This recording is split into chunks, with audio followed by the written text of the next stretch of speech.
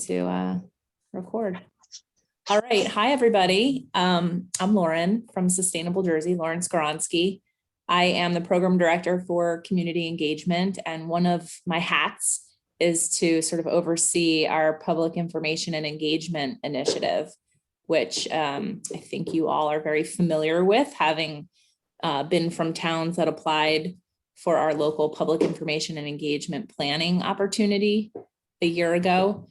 And so, you know, what we really, when we started I'm going to call it PI. That's what we lovingly call this public information engagement. It's a big mouthful. So when we started this PI program, it really was, you know, back in a time when most municipalities were not on Facebook even, you know, it was very rare to find a municipality using social media. Websites were still, you know, not every town had them. And if they had them, they were in poor shape. You know, they weren't doing the best job in trying to, you know, post information and get it out in an efficient and effective way. And so we thought, let's bring together some, you know, municipal administrators, elected officials, some digital government experts to think about, you know, how can we really improve operations in how local governments become more transparent and open with sharing information, how they can more broadly communicate with the residents that are in their communities, and also more effectively engage them in the decision-making. And so if you're not familiar already with the PI actions, at the end of this, I'll just sort of give a run through on the ones that, you know, sort of connect to what we're going to be talking about today. And we thought, you know, okay, 4 years ago, we did our first PI tech assessment where we piloted with 2 towns, providing a consultant to go in and sort of look at, you know, what sort of technologies is the town using in order to communicate and engage? What are their, you know, what's the budget, their staffing capacity, all of that, and then, you know, provide a report of recommendations. And it was successful. We saw these 2 towns, which are Chatham Borough and Franklin Township up in Hunterdon County, implement a number of the recommendations that were in the report. But, you know, fast forward a couple of years, we realized we've been wanting to do more of these assessments. It just was a matter of finding funding.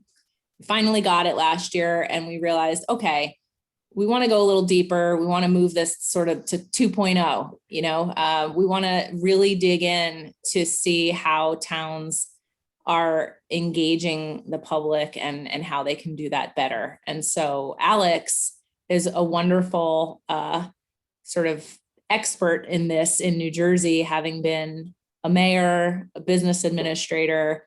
You know, he has a business where he's worked with, you know, local governments and setting up websites. And so he's got that digital government, you know, expertise.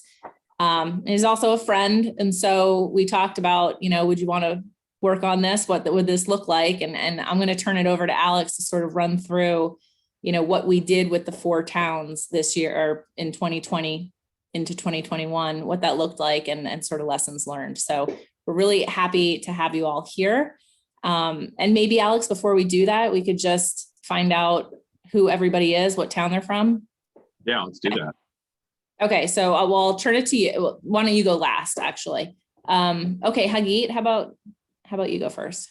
Hi, I'm from Highland Park. I'm chairing the Sustainable Highland Park committee for now, and very interested in replacing Facebook with something that is municipality led. Great. Emma, hi.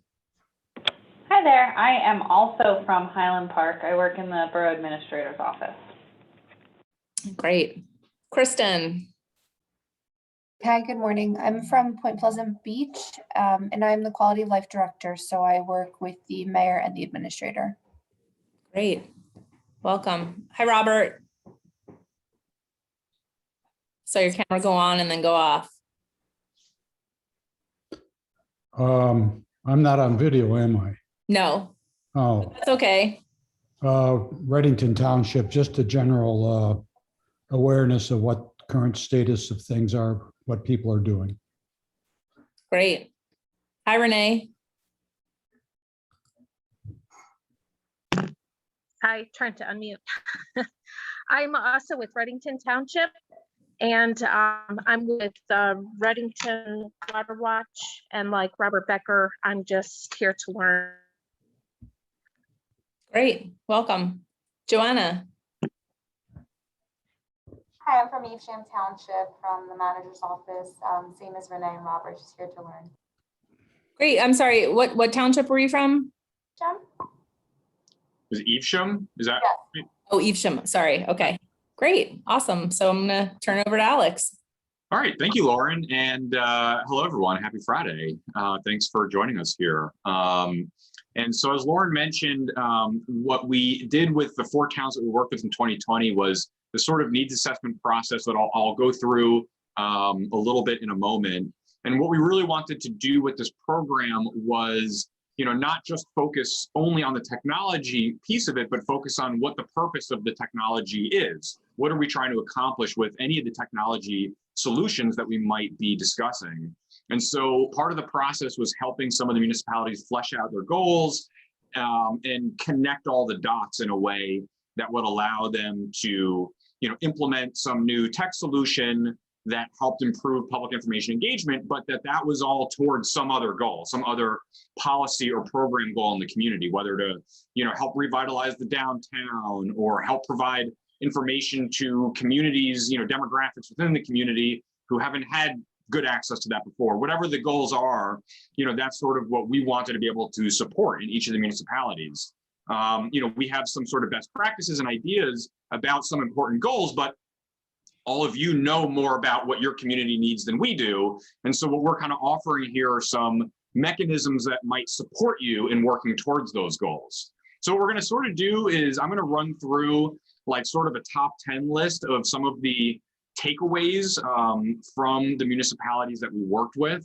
And I'm going to try and go through that quickly so we have time for some discussion at the end if people have any specific questions. So if I'm going too fast or if something isn't making sense, please feel free to jump in and stop me, and we can talk about that. But also keep in mind, I'm going to try and make sure we have some time at the end to actually get through any of the questions that, that you all might have. So with that being said, let me just sort of start to dive in here. So I think the first piece that is really important, number one is, we can go over a little bit of the process that we went through with each of the municipalities we worked with. Really, you'll find that a lot of the forthcoming tips are kind of about process. And this one is no different. And so one of the most important reflections out of this work and out of my work and out of some of our best practices here are that sometimes it is the process that kind of goes awry, and it's really valuable and critical sometimes to make sure that you're going through steps that allow all of the people in your municipality or community to be on board with whatever it is that you're working on. And so there are sort of like project planning processes that you can find online that'll walk you through different steps. What we went through and what I'll go through in a moment is not anything particularly revolutionary, but it's something you might want to consider anytime you want to sort of flesh out what you might need to do to address a problem. And so the first step of the process is doing sort of a needs assessment. We call this a landscape survey. And this is really just a step for everybody to take stock of where things are at right now. One of the things that can be really hard to avoid doing is jumping to conclusions about what a solution might be to any given problem very early on. And so what can sometimes happen is you'll sit down with a group of people, we say, hey, we have this problem. And the next person's comment is, here's what I think we can do to solve that problem. And what we're saying here is let's push back on that a little bit, take this step by step, and make sure we go through a process that fleshes out all the important details about the problem first. And so in this beginning step, we're not really trying to explain why things are the way they are or where things should be going, but just an inventory of where they're at. This might include what people believe particular problems are or needs are, who the stakeholders are that are touched by that problem or need in a community. And so, for example, a need might be seniors in our community don't have access to information coming out that we're putting out online. We're not talking about solutions yet, we're just identifying that as a need. And so we'd want to identify the need, identify the stakeholders that are involved in that need, do an inventory of like internal staff capacity and volunteer capacity. Once we get to solutions, how many hours in the week do we have to actually work on them? And we want to understand budget constraints potentially. Is there money available to address this need? Is there not? And if there's any timeline constraints and things like that. And so it's really just taking stock of where things are at, trying to flesh those details out. Once you've got that done, you sort of moved into a step that we can call like a visualization step. And this is now putting aside the needs for a second and giving ourselves the space, which can be hard to do, you know, these days with everybody, we're always being interrupted by something that needs our attention.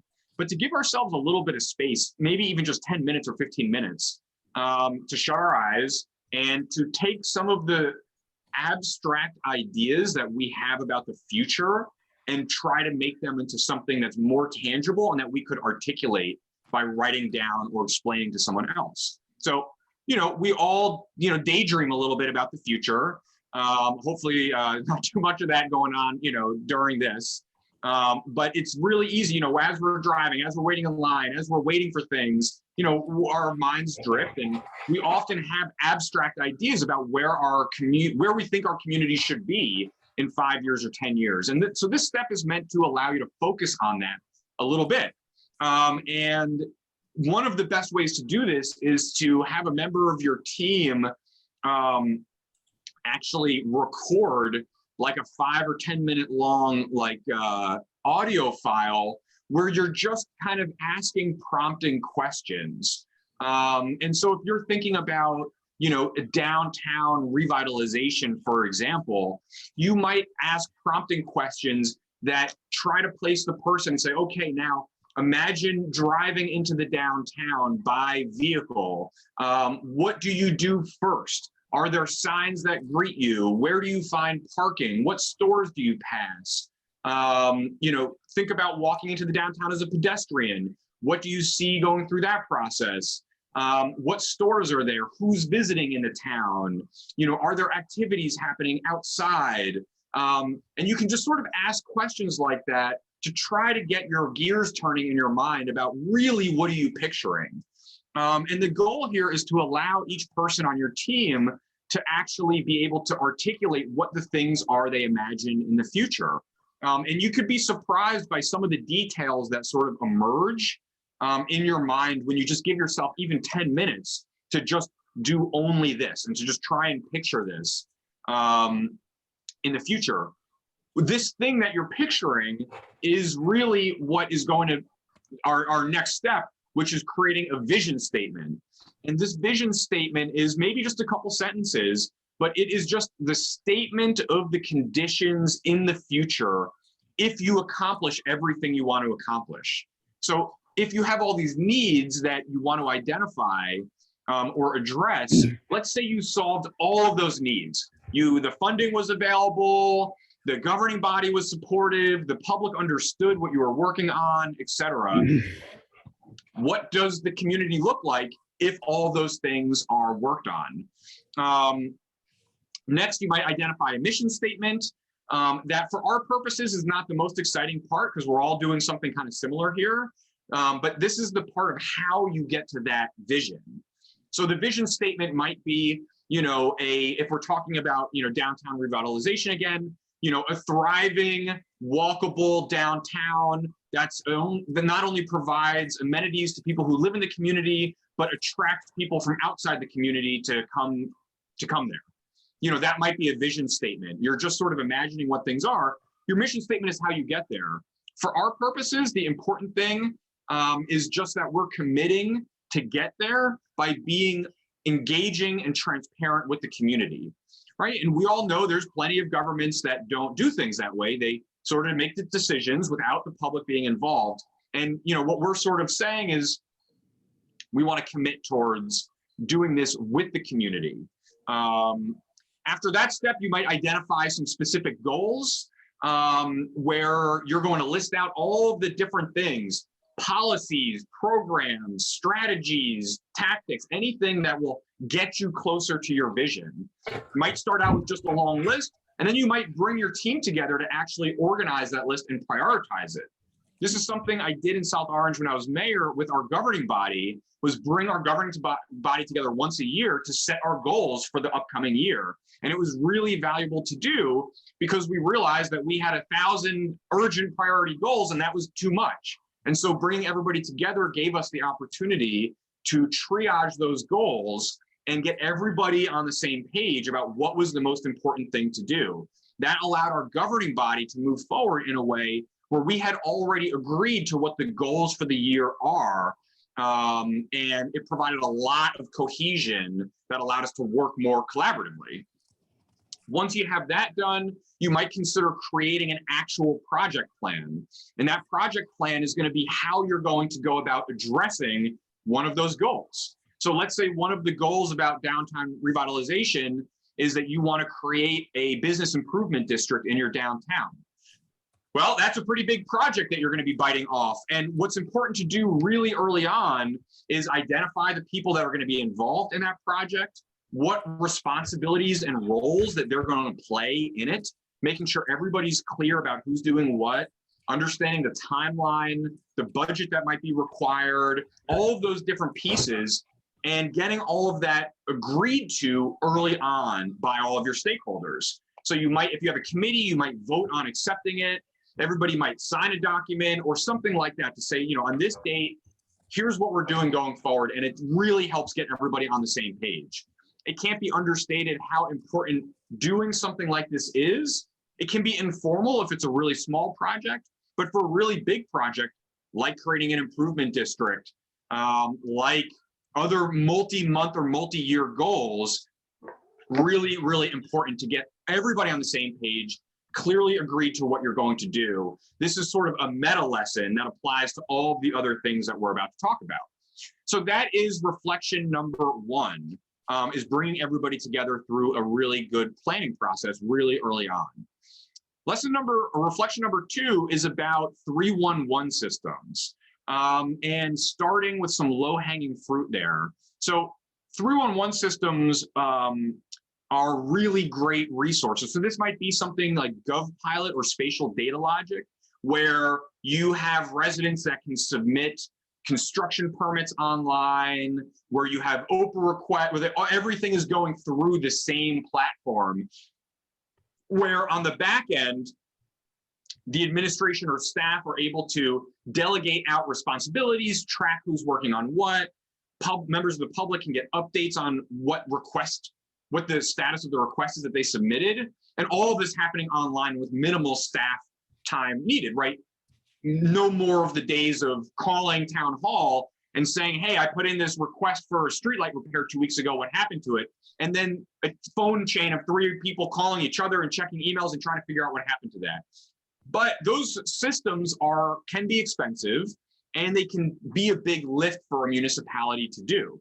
Now, there's a lot of really important value that you can get from doing it that way, but you can also start small with a few other things that we wanted to mention. So any municipality that has a website, which all of you do, that website, any forms that are listed on that website, a really easy low-hanging fruit thing to do is to make sure all of your forms on your website are fillable PDF documents, not paper documents that were printed and then scanned.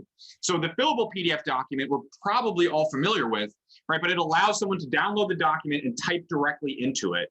At that point, you can complete the entire thing electronically because the person can just email that document back to a staff person, say, or if it's something where you still need a payment or somebody needs to review something, that person can print it out and bring it in. But you've eliminated the need for handwriting which if you talk to municipal staff can be one of the things that slows things down when they're, you know, processing 100 different applications for something, is trying to read everybody's handwriting. And that ends up, errors get inputted into systems and you can't follow up with people. This should all be done electronically. And it takes a couple hours to do, and is a good opportunity to sort of, if you have forms, like a lot of towns, you're sort of printing and rescanning over the years and the quality of the forms are getting worse and worse, you know, just put a pin in that and say, okay, we're going to take a couple hours. We're going to retype these into a Word document. We're going to export them into a fillable PDF, and every form on the website will be a fillable PDF. So it just makes it possible for people to complete some transactions fully online. And it makes it easier for people on the other end because you're not requiring that they mail things in or come into the municipal building and to give things. And so this can be open requests, block parties, reserving public spaces, inquiries about issues in town. All of this can be done electronically. And that can make a difference, you know, as far as members of the public, making things easier. What you also want to make sure you have is a form that people can fill out to request service from the municipality. Even if you don't have a full-fledged 311 system, having a form that routes the request to specific department heads all electronically, emails the resident a copy of what they submitted so they have a record of it. Ideally, it would assign some sort of tracking number. This is something that you can set up on almost any website platform without a ton of additional work. And again, just a low-hanging fruit to make things a little bit easier if it's not something you have in place currently. Yeah. Sorry, you guys, still on mute there. There we go. Sorry, I'm not familiar with the terminology 311 system. If you So could 311 just system it basically is just sort of a catch-all for non-emergency requests and interactions like with the government. So they started in cities where they created a 311 number that like in New York City, where you can call 311 and then get information about the street repair that was happening. And so we've sort of moved that forward to just apply to all this stuff. Yes. Okay, now I get it. Cool, great. And I just want to say too that I'm sort of doing high level notes of what Alex is talking about and throwing them in the chat. So it's very easy to just copy and paste from this chat into a Word document or something if you're interested. And remember, we're recording this, so some of these have a lot of little details here, and you can go back and re-review stuff too. All right, so next is posting council meeting, governing body meeting online. There's a couple things that we suggest all municipalities do. One is that most of us are still meeting on Zoom or some similar platform. That Zoom information should be really front and center on the homepage. Try and reduce the number of clicks that it takes for a member of the public to get to that link. A good thing that any municipality can do is have a permanent link on the website that always has the latest information. So this is something we did in Lambertville, for example, where I think it was like lambertvillenj.org/virtual meetings. And we took the responsibility of updating that page, but people could bookmark that URL, and anytime there was a public meeting, you could go to that page and it would show you all the Zoom meeting information. So one way to make that easier. The next is have a calendar on your website that people can subscribe to. So not just that it looks like a calendar, but that it is something where people can hit a button on that calendar and add that event to their own calendar or to subscribe to it in whatever program that they use. That makes it a lot easier for people to get reminded of events that are upcoming. Next is that we recommend that governing bodies and clerks post the full agenda packet for the upcoming meetings, not just the agenda itself. So this is the backup materials, the text of resolutions, ordinances, contracts, anything that's being considered that isn't specifically exempted by the Open Public Records Act as confidential. So all the stuff that the council members are getting, we recommend go out to the entire community before the meeting so people can actually read the materials and be informed about going into that meeting. Those documents should also be posted in what is called an OCR format. That means optical character recognition. So that means that when you scan the document, if you're scanning it, If you're exporting it from Microsoft Word, it should happen automatically. But if you're scanning a document that was printed, you don't want it to be scanned as an image, you want it to be scanned as text. So people can search through the text, can copy and paste, things like that. A really simple thing that we've noticed a lot of towns do not do. It's really easy to change that setting on a scanner. Makes it a lot easier for people to engage with the information. A few things that you can do to go even farther there. One is post meeting summaries after the governing body meetings. So we know it takes a couple weeks or so for the minutes to get approved. In that time period, all people can see is the agenda for the meeting. They don't actually know what was discussed.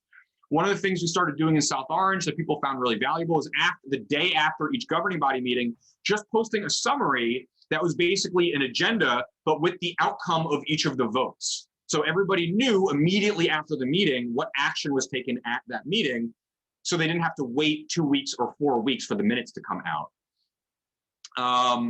So those are a couple things there. The next is tips about doing a new website. And actually, I'm going to come back to this one at the end, depending on the time, because this takes a few minutes to go through and there's a lot of detail there. I want to make sure to get to some of these other points too. So I'm actually going to put a pin in this on my end and see if we can come back to it. And if not, maybe we can send out sort of a checklist for everybody to take a look at. The next is creating a committee to help with public information and engagement. We were talking a little beforehand. I think a lot of people have that set up already, but it's really important to have a committee, something like a public information engagement committee that has residents and other community members on it and has 1 or 2 or 3 municipal representatives. But this committee is going to help figure out what the things are the municipality should be doing to do better public information engagement. This isn't something that the municipal government should take on entirely itself. And so if you want to understand, let's say, different demographic groups in the community and how they get information, maybe that's a survey that can be done well directly from the municipality, but more likely having a committee with people from representative demographic groups in your community, they are going to be better at going out to those communities and getting good information back. Especially if you have communities that are typically underrepresented in government, they might not be as willing or interested to engage directly with the government, and having that come through a resident volunteer in the community might make that a little bit easier, might get the person a little more interested in participating. So it's really important to have one of those kind of committees set up to provide these sort of interactive back and forth with the municipality. And that can be assisting in actual implementation. So for example, if you have a platform that you are having online discussion on, which I'll talk about more in a moment, you might have a committee that is in charge of moderating that platform. You might also have a committee that's going to help you do policy research so that you can understand how to create a good social media policy or how to create a good communications policy. You might also have a committee like this to help you do advocacy on issues that are outside of the scope of the municipal government. So there's a lot of different things that this committee can do. And it is really important to have that set up and to have all of the people on that committee treated as individuals, as representatives of the local government. Ideally, there can be municipal email addresses set up for people, like make the process kind of formal so people really feel like that they are part of the municipal government and that what they're doing is valuable, because it is. And so that can be really helpful to do. Next is a few Oprah tips for the Open Public Records Act. So this is something that is such a daily changing challenge for municipalities. There's a couple ideas here that might help a little bit. One is that it's really important to check with your clerk or administrator to make sure that whatever program that you use, that your municipality uses for emails, whether it's Google or Microsoft or something else, that you have the archiving and records retention features turned on in those programs. It can be an extra cost to do that, but it's really critical. A lot of municipalities don't have this set up. And that means that any user can just delete an email. And I've come into that where a staff person left on bad terms or something, and then I come in and we're looking for emails from that person's time, and they actually deleted all their emails. And A, that's a violation of the state Open Public Records Act. And B, it makes it really hard for people in the future to do things if you can't go back and look at those prior records. And it can jam up a clerk if they're responsible for fulfilling the Oprah requests, and actually they go to look and there's a bunch of records that aren't there. So it's usually a feature that can be activated with Google or with Microsoft to retain all of those records in a way that allows your clerk or administrator or somebody to search all of the emails themselves and all of the documents themselves.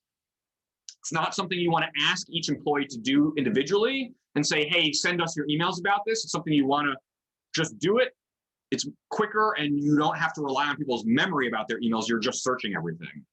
The next thing that can be really valuable for Oprah is, especially in communities where they are seeing a high Oprah volume, is to put all of the Oprah requests and responses on the website in some sort of table or spreadsheet.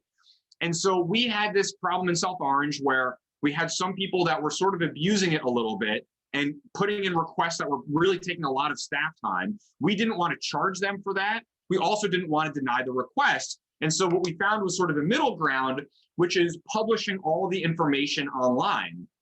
It makes it easier because if someone puts in a request that was already done, you can just send them to that website link and say, hey, all of this is online already. And B, it makes the Oprah process more transparent to the community, because what we had was a spreadsheet that said who requested the document, what the subject of the request was, a link to the request, a link to the response, and how many hours it took and the estimated cost. Even if we're not charging anybody, the estimated cost. Something that, at least in my personal opinion, would be good for local governments to make known to the state, that how much it's costing local governments to fulfill these requirements. And so it's probably a good idea to keep track of all of that on kind of an annual basis, you know, what your municipality is spending on Oprah. And both of these things make it easier for the public to get information, especially information that's already been requested.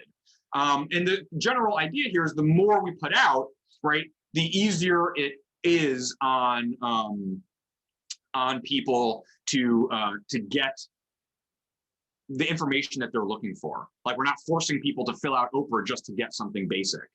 And the third kind of thought there is the more documents that you can put online that you think people Oprah on a regular basis, like, just go ahead and put them online, you know, and try to cut down on the Oprah process. And so that can make a really big difference too, is just by default making public documents completely publicly available to people, so they don't even have to reach out to get them. Okay, next one is organizing your community to help advocate or work on an issue specifically. So this can be something really small, like South Orange, we have natural gas lamps in South Orange that are always breaking, and we did not have a database of which ones worked and which ones didn't. And so, you know, over a weekend, we got a lot of volunteers together, a lot of students from Seton Hall. We had an app that we used and basically had everybody span out in the community in groups and log every single gas lamp in South Orange with a picture and the status of it. That information was all put into a spreadsheet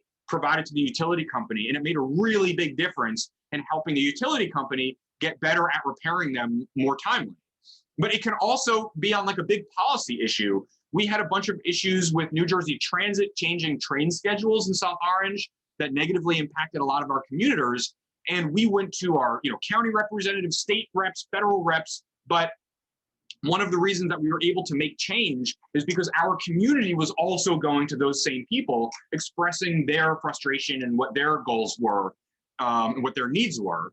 And so it can be really helpful, especially on issues that are beyond your municipality's jurisdiction. If there's regional issues like related to planning or development, for example, which is the case in a lot of New Jersey, where there might be an issue with some development happening a few towns over, but you don't have any say over it, but you want to bring everybody together to talk about it.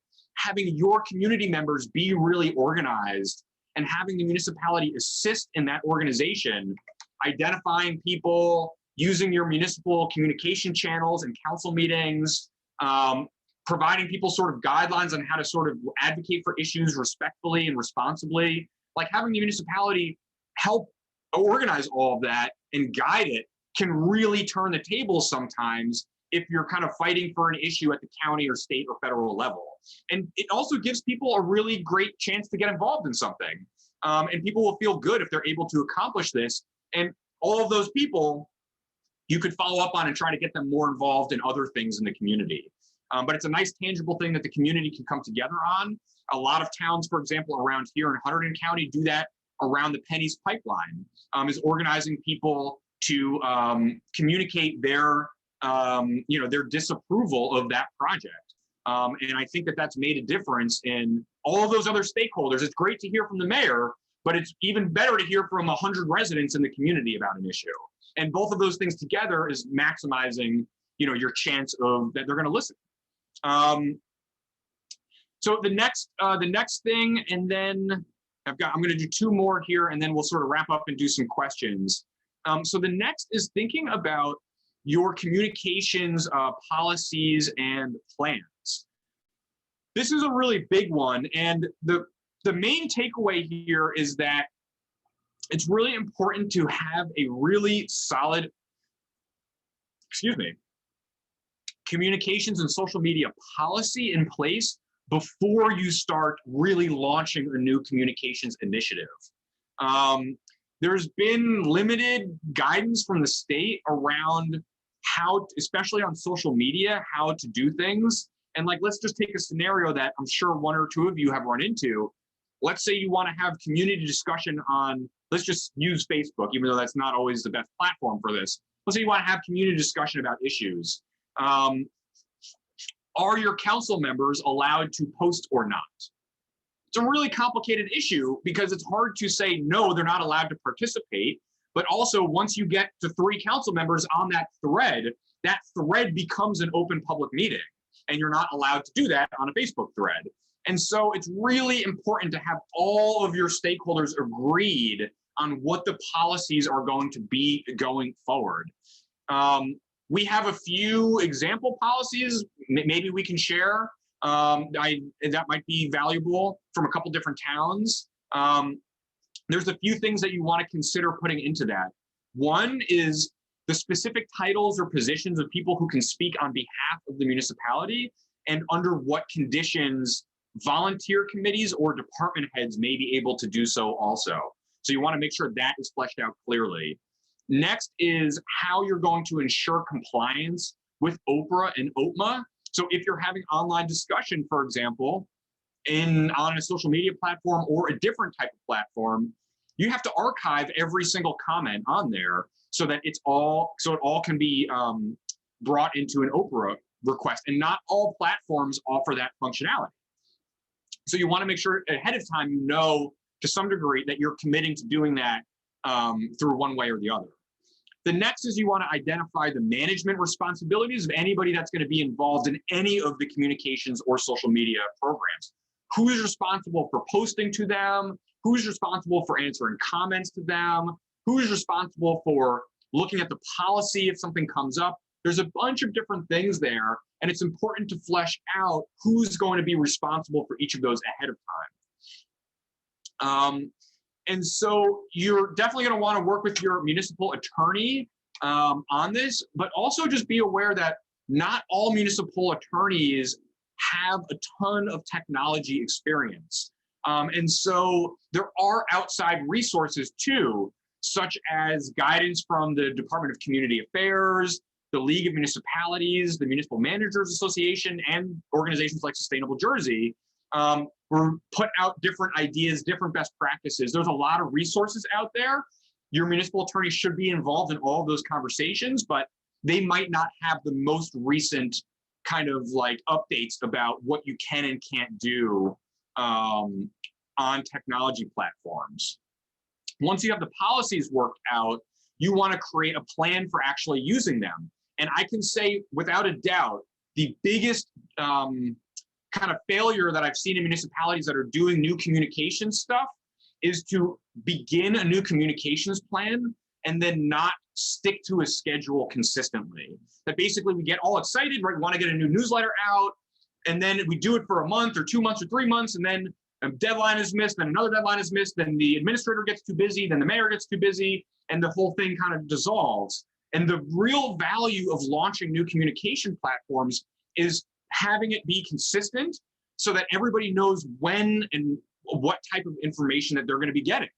And so that means ahead of time, before you launch a new MailChimp program, before you say, all right, we're going to start posting photos of historic photos on Facebook, you want to understand why you're using a particular platform, what the schedule is going to be, what the purpose of sharing those things are, and who's going to be managing that. You want to understand who's going to be responsible for open requests about information from those platforms. You want to understand any costs that might be associated with them over multiple years. You want to understand who's allowed to access those platforms or not, and how you're going to get the information to share on the platforms. So that means that if you're trying to get information from your department heads, for example, to put into an email newsletter, you want to build that schedule into the timeline so that if you want to do this quarterly, that means that you've got to reach out to department heads, 2 months ahead of time. So they have 3 weeks to submit content. Then you have a week to review content. Then they have a week to edit the content. So make sure you build all of that into the plan of where you're getting the stuff that you're going to be sharing with the community is, so that you can keep on that consistent schedule going forward.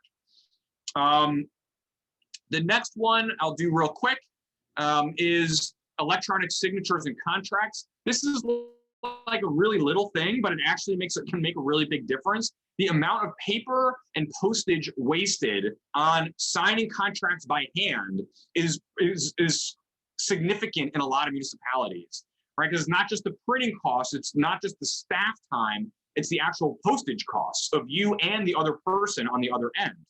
And a lot of governments are overnighting packages to each other to try to get things done quickly if there's like a deadline for a grant. Electronic signatures can make all of that happen in literally minutes. There are a lot of free platforms out there like DocuSign or HelloSign. There's a bunch of, you just search for them. You can find them. A lot of them have free trials. And I've gotten, multi-parties, multiple mayors and attorneys to sign a contract in literally 5 minutes time. And all electronic, without any printing, without any driving documents from one place to another. So it's more sustainable, it's much cheaper, it's actually much more secure. It's much harder to fake an electronic signature done through a signing service than it is for a paper and pen signature. And so that's something that's really easy to do and can really reduce costs. And again, improve your sustainability practices. So the 2 things I didn't cover was public budgeting and finance stuff, and then some tips on if you're going to build a new website. I'm happy to answer those if those questions come up, but I wanted to stop here to at least give us a little bit of time to talk about anything. Yeah, Robert. Yeah, I think I want to go back to some basics here I don't know everything about Oprah. I run into it because I'm very active in the community, both serving on many committees and being out with people in the community. Like this, sending notices to all these newspapers that you're having these meetings, which we do, but I've never seen them ever published by the newspapers. So to me, that's just a big fat waste of time. Why do we do that when it never happens? And why can't because we don't have a local newspaper where we are. Right. And the one that we have is called Hunterdon County, but it has more information on Warren and Somerset County than Hunterdon County, for example. So I understand that's what the law says, but I just thought, whether other communities see the same thing where you send out all this stuff and nothing happens? And how can you say you're meeting the regulation? So I just wanted to get that off my chest.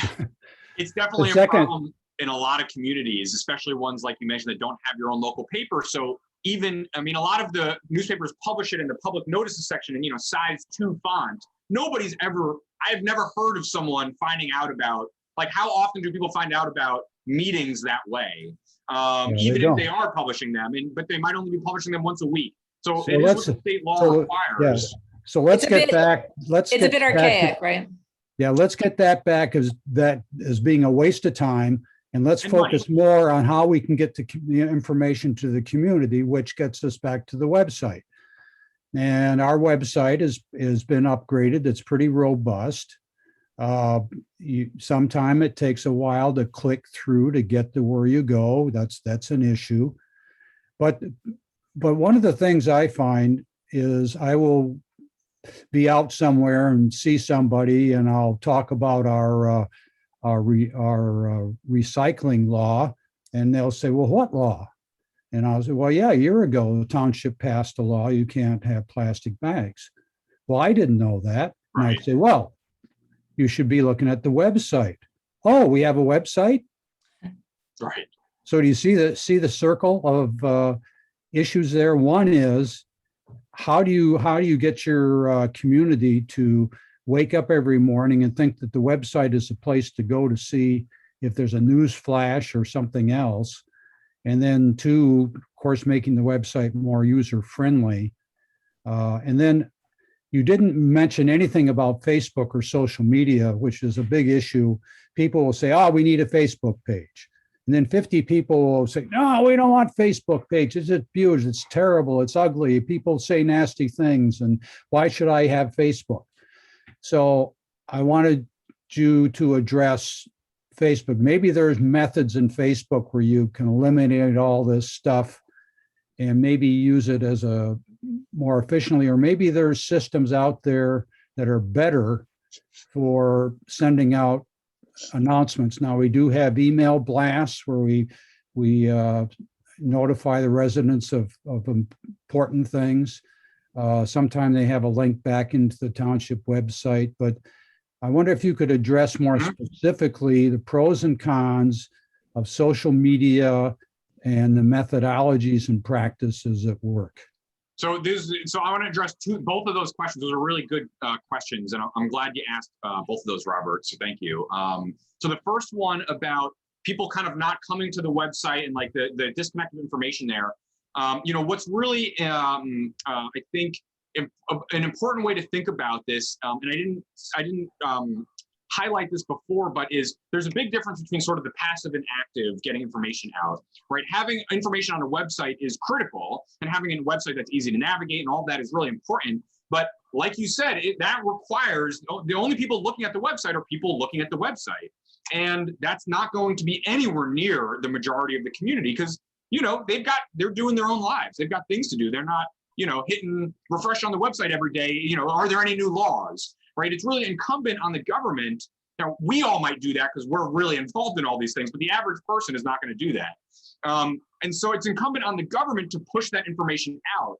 And something that I think is a helpful way to think about it, at least for those of us who've ever worked on a political campaign or on like an advocacy campaign for like a nonprofit organization, is to think about doing government outreach the way people do political and advocacy outreach. And what I mean by that is that you are investing a lot of time in building out a communications and engagement infrastructure that is reaching out to everybody and not expecting anybody to come to you about anything, right? Imagine running for office and putting a website up and then not calling any voters and then losing and being like, I don't know, I had the website, why didn't people look at it? Of course, we're going to reach out to people one by one. There is no reason you can't do that in government, right? If you're launching a new initiative, not only do you want to push things out through your email platforms, not only do you want to identify community groups that already have networks of people, so you're going to reach out to houses of worship, community groups, food banks, other organizations so that they can reach out to all of their membership. It is completely within the government's ability to call every resident in town one by one if they want to talk about an issue. You could use a pre-recorded message and do it that way. You could call different groups of people. You could have small group meetings about something. So like I recommend this during a budget process, is having people organize small like coffee clatches in their house to talk about the municipal budget itself. The same kinds of things that candidates do when they run for office, they rarely do once they're in office. And it's like all that proactive outreach sort of stops. And so that's the first sort of response there is the government's responsibility should be to be reaching out to people, bringing them into the process, getting them signed up on the email lists and things like that, so that it's easier to touch base with them in the future. So that's the first thought. The second thought, Alex, could I just add to that? Yeah. So, I mean, Alex is definitely right, everything he said. I just wanted to add too, there's pretty simple applications where you can just push out through text. On top of doing what Alex said with the robocalls and the emails, you can, push text alerts out, and all of those things will bring people back to the website. Well, that assumes that you have a database with all that contact info. Well, that You goes have to cell Alex's phone point numbers, that you you have need numbers, You to, have email addresses. But what if you don't? What if you only have 10% of your population? So On your everybody, one of the nice things about public records laws in the United States is that anybody can get that information, and it's in a voter file. And there's no reason a government can't go and they have the voter file themselves, or they obviously have a relationship with the county. You get that voter file that doesn't have people's email addresses, but it does have their phone numbers. And so that's one way any organization, any individual, anywhere, for any reason can go get a free voter file. And this is something I talk to organizations about all the time, is like, this is a huge resource to use to go out there and start making your phone calls exactly the same way, a political campaign would. They're going to request the voter file, load it into a spreadsheet and start making calls and keep track of everybody. And when you talk to them, you're going to want to say, hey, can we call you in the future about, emergency info? Can we put your phone number on the emergency list? Can we get your email address? And you're going to try to get them more plugged in, but anybody can start with those phone numbers. And for emergency purposes, every municipal government has access to the emergency subscriber list, or ESL, from your phone company, and it's only allowed to be used for specific purposes. But that's all the listed and unlisted numbers in your community. And that is a good way to start. Like if you have a reverse 911 system, you can message people, and this is, you should check on your end, but my understanding is this is allowable, which is when you message people through that system, is that you give them a link to sign up for email updates on your website. And on that update, they can check off, I want emergency updates, or I want general updates, or, I want council meeting updates. And so that can be a way, but yeah. And if you can't, for some reason, get phone numbers, this is tough right now with COVID, but you can just knock on doors. You can just go to those houses in the community and say volunteers to knock on doors and sign people up into one of these systems. and another just way before we move off of this, because I know we're running out of time and there's some other questions that might happen. As Alex mentioned, there's the town has got to put some work into it, right? So the town can send people to events, right? Set up a table, collect email addresses. There's lots of different ways that the town can expand that list. Okay, sorry. No, Lauren, thanks for saying that too. And I think it's important to think about this as being integrated into everything the municipal government is doing. Every council meeting, if you have a sign-up sheet for public comments, make sure you've got a column for email addresses, and make sure that somebody is typing that in, that somewhere on that sheet it says, by signing your email address here, you're signing up for updates, once a month updates from us. And then after the meeting, somebody is typing all those email addresses into your email sending system. There's a lot of ways you can do this. Like Lauren said, just make sure you work out the details ahead of time, right? So that you're all moving forward like on the same page here. The second question about social media. So I've got two different kind of thoughts on this. One is that the first thing is that this is sort of a good example of what I mentioned earlier, which is sort of jumping to the solutions. And I understand why that why that's kind of like, why it feels like that's the next step here. But what's the need? Why are we doing a Facebook group? What's the purpose of the Facebook group? And if we go backwards with a few different whys, my guess is that where we're going to end up is something like, we don't feel like in our community, we have the environment where people can come together and have civil, productive conversations about issues that are being considered, community-wide. And so if that's the need, then the solution to that may include using a platform like Facebook, but that's only going to come a little bit later, because whether it's Facebook or whether there's a few, and I'm actually I'm trying to remember the name of this.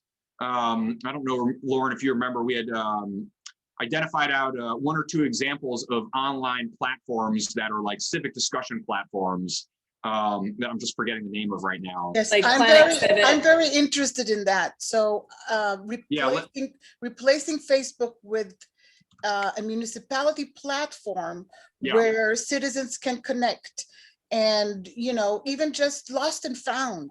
Well, Nextdoor is a good platform for that, and it doesn't cost any money. Oh yeah, Nextdoor, but that's a different one. It's not the municipality doing, right? So they can. Yeah, that's true. Nextdoor typically doesn't allow the municipality to manage the thing itself. Like, they want it to be just like neighborhood based. But there are so there's a couple thoughts here. One is, and I have got 3 platforms that I did find the names of that I'll mention in a moment. But I would just caution here, because the platforms are not as important as the earlier step, which is, how do we facilitate these conversations regardless of the platform? What do we want these conversations to look like? Who's going to be moderating them? Whether you're having in-person meetings or online meetings, somebody has to be moderating this. What sort of comments will you allow or disallow? That is a really dicey one, because if the municipality is providing a platform, it is difficult to disallow things. But it is possible to incentivize things being more productive. But what you need, for example, so like, here's a good example of something you need 100% before doing any of these things. You need a tier of people in the community who are not, they're not affiliated, they're not on a board or committee or an elected official. They are residents or business owners or community members who are committing to sort of be like civic conversation champions or something like that. And these are people who are committing to come to these spaces, whether they're in person or online, and not necessarily push their own agenda on everybody else, but just be facilitators of civil, friendly, constructive conversation. And so they're not necessarily moderators, like in a strict sense, right? They're not going to be, they might flag content if it's inappropriate, but they're not deleting comments, right? They are quasi-independent, but maybe they've had a 1-hour workshop where you talk about how to engage people through these platforms productively, so that if someone says, this solution is really stupid, and this council person is always suggesting stupid solutions, right? The municipality doesn't have to jump in or ban anyone or delete any comments. You've got one of these civic conversation champions who, you've got 20 of them. One of them jumps in and says, hello, Alex, like, I understand you're really frustrated about this issue. Would you mind fleshing out what your concerns are in a little more detail, so that we can talk about those instead of making this a personal back and forth? And having those people is a critical component. Again, whether it's a committee meeting in person, whether it's a town hall style meeting, whether it's an online virtual, whether it's on Facebook or one of these other platforms, having a group of people who are committed to helping, again, not pushing their own agenda, but helping other people engage constructively, that will be one of the most important things to set any platform here up for success.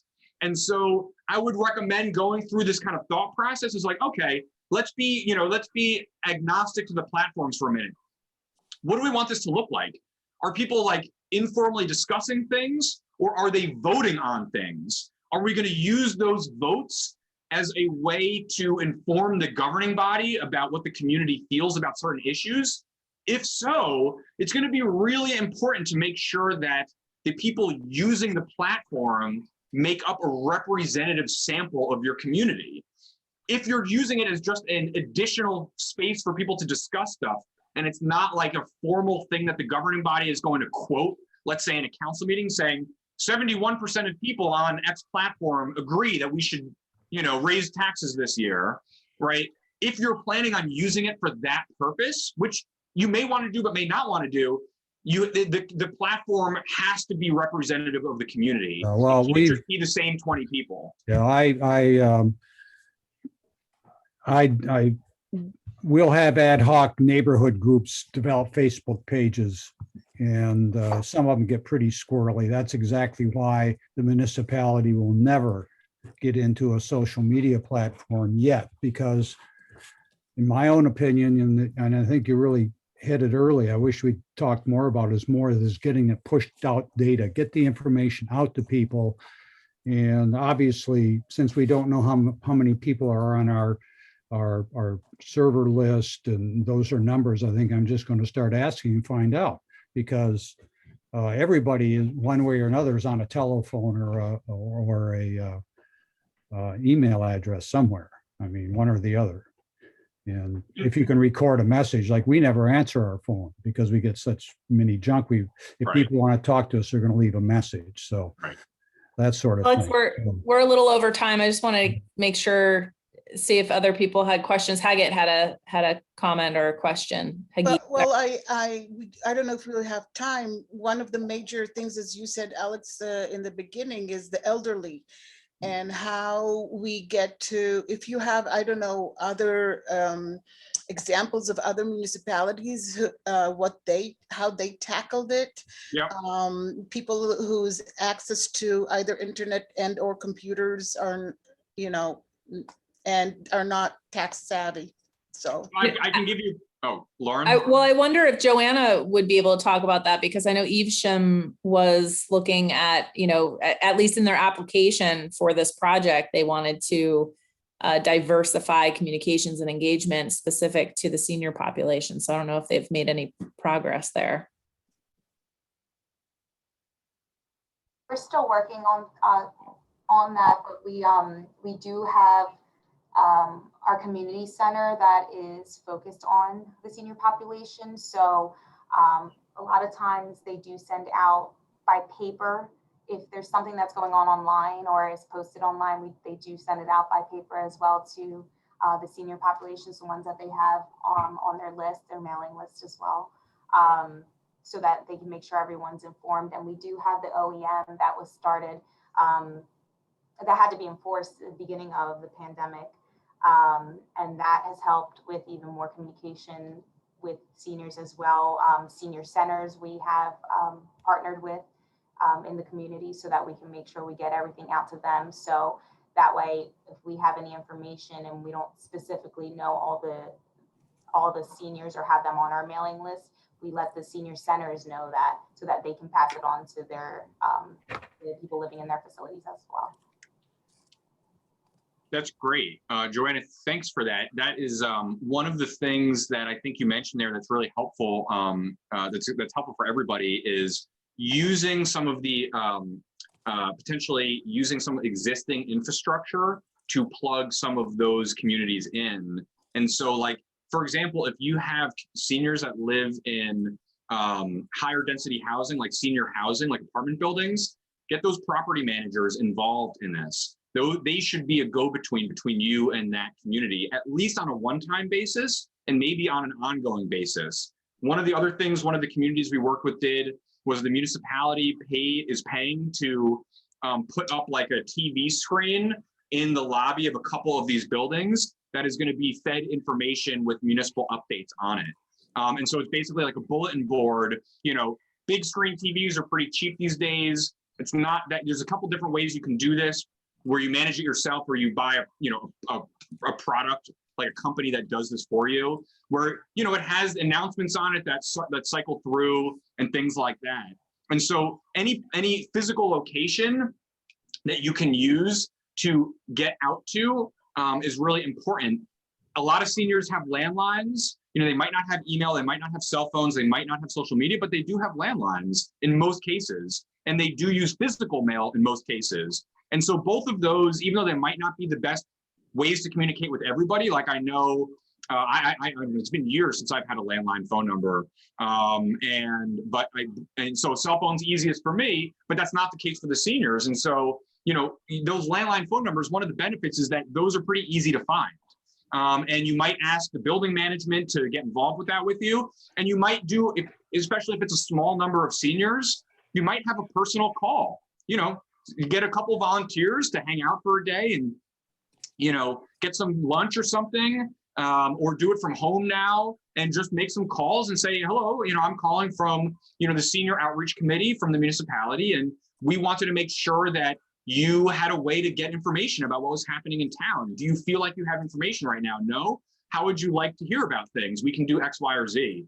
And sometimes it just takes sort of doing that like inventory early on and then getting everybody into some program that you're going to use going forward. So, you know, trying to connect with them where they're at, landline and phone, trying to use, especially if you have like a senior center or a space like that, to have to use that as a way to communicate important information, considering permanent information like TV screens or dropping off flyers or newsletters every week, you know, in the lobby of the buildings. All of those things might be ways to help connect a little bit more. Thank you.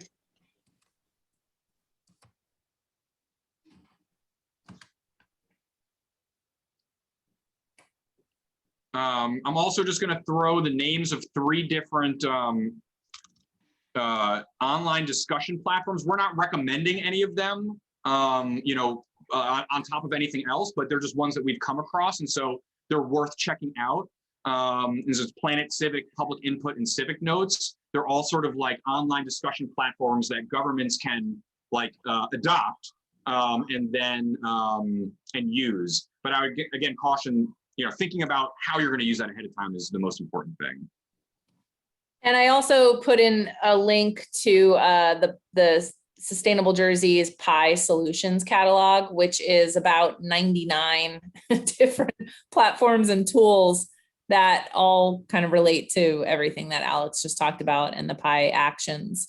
And so just to kind of loop back to, I know we're over time, so very quickly to loop back to the Pi actions, pretty much all of them will give you credit for what we just discussed. You know, the online public service systems pertains particularly to 311 systems that Alex spoke about. The digitizing public records is, you know, everything that Alex just talked about with getting highly requested information that would normally come in through an Oprah request, getting that proactively up onto the website. So, you know, it does all of those benefits that were mentioned, like cost efficiencies. It just makes a convenience for the public, less work for the clerk's office. That action is 10 points. There's improving public engagement in municipal government, and a second action for planning and zoning. They're pretty much the same thing. One pertains to public meetings of the governing body. The other is public meetings of the planning and zoning boards. And it's all about what Alex was talking about in you know, publicizing the agendas and the agenda packets with enough time for people to be able to review it.